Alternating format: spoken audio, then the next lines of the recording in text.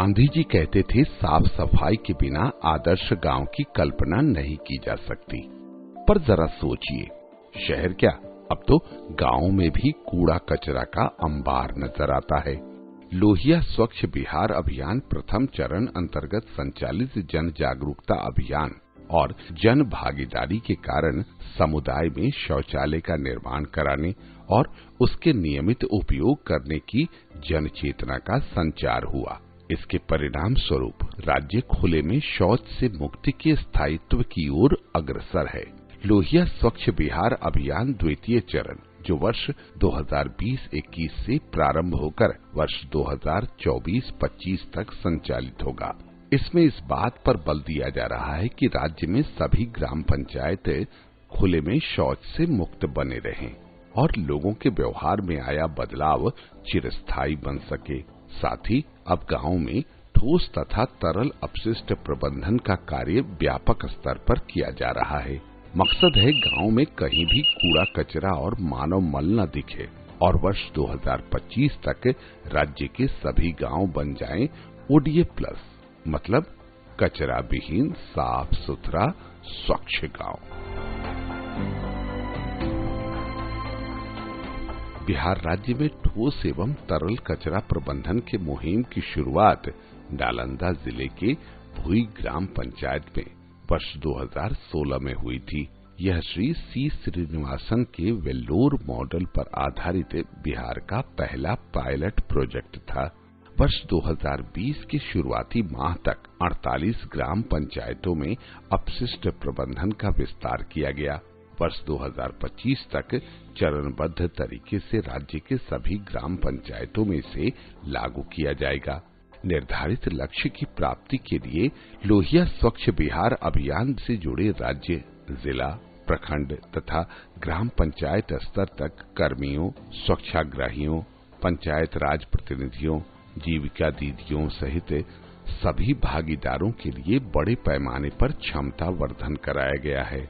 समुदाय को सूचना, शिक्षा एवं संचार की विविध गतिविधियों जैसे दीवार चित्रण, बैनर होर्डिंग, स्वच्छता रथ, नुक्कड़ नाटक, माइकिंग, फ्लिप चार्ट, समुदाय आधारित जन जागृति कार्यक्रमों के माध्यम से ठोस एवं तरल कचरे के प्रबंधन के प्रति जागरूक किया जा रहा है। बिहार स्वच्छता संकल्प अंतर्गत वर्ष 2020 के शुरुआती महीनों में राज्य के सभी जिलों में स्वच्छता रथ के माध्यम से समुदाय को अपशिष्ट प्रबंधन के प्रति जागरूक किया गया।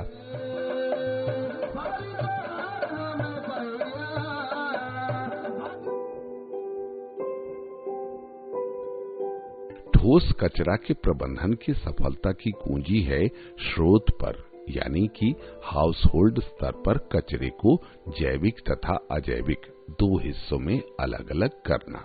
समुदाय को घर से निकलने वाले कचरे को जैविक एवं अजैविक दो भागों में अलग अलग करने के प्रति जागरूक किया जा रहा है तथा इसके लिए चयनित ग्राम पंचायतों में हरा रंग एवं नीले रंग के 2 कूड़ेदान वितरित किए जा रहे हैं। लोहिया स्वच्छ बिहार अभियान अंतर्गत सामुदायिक स्तर पर ठोस अपशिष्ट प्रबंधन की सुव्यवस्थित कार्य प्रणाली है। इसके तहत गांव, बसावट या वार्ड स्तर पर स्वच्छता कर्मियों का एक दल होता है, जिसमें 2 या 3 स्वच्छता कर्मी होते हैं। उनके द्वारा पैडल रिक्शा से प्रत्येक घर से ठोस अपशिष्ट का संग्रहण किया जाता है। बाल्टी देते समय बताया, जो ब्लू वाले बाल्टी में सूखा कचरा रखा जाएगा और ये ग्रीन वाले बाल्टी में गीला कचरा, रसोई का जो कचरा होता है वो रखा जाएगा। उसी तरह हम लोग करते हैं और वो कचरा को कचरा में डालते हैं। मेरे यहाँ पे बहुत ही कूड़ा कचरा फेंका हुआ था, इसलिए हम बहुत बीमार पड़ते। स्कूल जब जाते थे तो नाक बंद करके जाना पड़ता था, पर अब ऐसा नहीं हो रहा है क्योंकि हमारे पास 2 कचरे के डब्बे आ गए, जिसमें इसमें किचन का कचरा डाला जाता है और इसमें सूखा कचरा, जिससे हम लोग बहुत अच्छे से जा सकते हैं स्कूल और बिना नाक बंद करे। स्वच्छता कर्मी रिक्शा से घरों से कचरा लेकर वार्ड या गांव स्तर पर बने अपशिष्ट संग्रह केंद्र पर ले जाते हैं। वहां कचरे की जैविक और अजैविक भाग में छंटाई होती है। वार्ड या गांव स्तर पर छंटाई किए हुए कचरे को छोटे आकार के मोटर रिक्शा या ई रिक्शा से ग्राम पंचायत स्तरीय अपशिष्ट प्रसंस्करण इकाई WPU पर ले जाया जाता है। वहां कचरे को वैज्ञानिक तरीके से कई भागों में बांटा जाता है। जैविक अपशिष्ट को सामुदायिक स्तर पर कंपोस्टिंग, वर्मी कंपोस्टिंग, नाडेप आदि विधियों द्वारा जैविक खाद में परिवर्तित किया जाता है। जिला स्तर पर गोबर धन योजना अंतर्गत कृषि अपशिष्ट और गोबर से बायोगैस का निर्माण किया जाता है और इस प्रक्रिया में निकलने वाले स्लरी का उपयोग कृषि में खाद के रूप में किया जाता है। बात अजैविक कचरे की, तो अपशिष्ट प्रसंस्करण इकाई में इसे कई हिस्सों में विभाजित किया जाता है, जैसे कागज, प्लास्टिक, लोहा, एल्युमिनियम, शीशा आदि। रिसाइकिल होने वाली सभी वस्तुओं को कबाड़ी वालों के हाथ बेचकर धन अर्जित किया जाता है। कुछ रिसाइकिल न होने वाले वस्तुओं को सावधानी से अलग किया जाता है तथा उसे साफ कर अलग तरीके से निष्पादित किया जाता है। हर स्वच्छता कर्मी को सुरक्षा उपकरण जैसे कि जूते, दस्ताने, एप्रॉन, मास्क, टोपी आदि दिए जाते हैं। पहले जिस कचरे को आदमी फेंक देते थे, उस कचरे को हमने अभी कचरा को उठाकर इकट्ठा कर उससे हमने रोजी रोजगार बनाया है, जिससे हमारा रोजी रोजगार चलेंगे, जिससे हम खुश रह सकते हैं और स्वस्थ रह सकते हैं। सर, जब कचरा उठाने हम जाते हैं यहाँ से, हर आदमी के पास हर दरवाजा के सामने, वहाँ जाने के बाद सीटी बजाते हैं, लोग निकलते हैं घर से। निकलने के बाद कहते हैं कचरा मांगते हैं, कचरा देते हैं।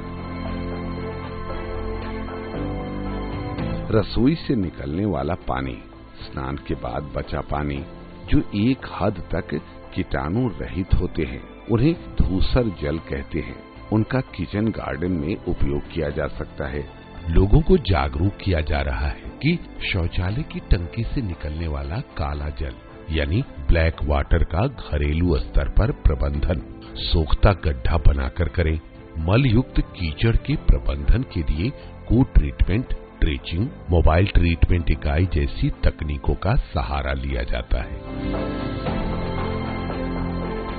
लोहिया स्वच्छ बिहार अभियान अंतर्गत 100 से 200 घरों हेतु सामुदायिक सोख्ता तथा जहां कई नालियों का पानी आकर एकत्र होता है, वहां जल की मात्रा ज्यादा होने से वेस्ट स्टेबलाइजेशन पॉन्ड यानी अपशिष्ट स्थिरीकरण पोखर बनाकर धूसर जल का प्रबंध का प्रावधान है। किसी भी चयनित ग्राम पंचायत में जागरूकता अभियान के संचालन के साथ ठोस एवं अपशिष्ट प्रबंधन की शुरुआत की जाती है। इसके बाद ग्राम पंचायत अंतर्गत सभी गांवों के लिए पर्याप्त संख्या में स्वच्छता कर्मियों का चयन किया जाता है और उनका क्षमता वर्धन किया जाता है। अपशिष्ट प्रबंधन का काम शुरू करने से पूर्व पूरे ग्राम पंचायत में सर्वेक्षण किया जाता है और इसके आधार पर ग्राम पंचायत की SLWM कार्य योजना बनाई जाती है। ग्राम सभा बुलाकर इस कार्य योजना का अनुमोदन किया जाता है। अनुमोदित कार्य योजना को जिला जल एवं स्वच्छता समिति द्वारा स्वीकृति प्रदान की जाती है। इसके बाद आवश्यक उपकरणों की खरीद की जाती है और इन सब के बाद शुरू हो जाता है ग्राम पंचायत में अपशिष्ट प्रबंधन का काम।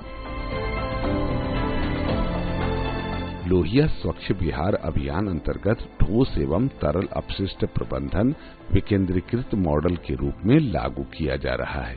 15वीं वित्त आयोग अनुदान के टाइड फंड से ग्राम पंचायत द्वारा संसाधन का निर्माण, संचालन तथा अनुरक्षण के कार्य करने का प्रावधान किया गया है।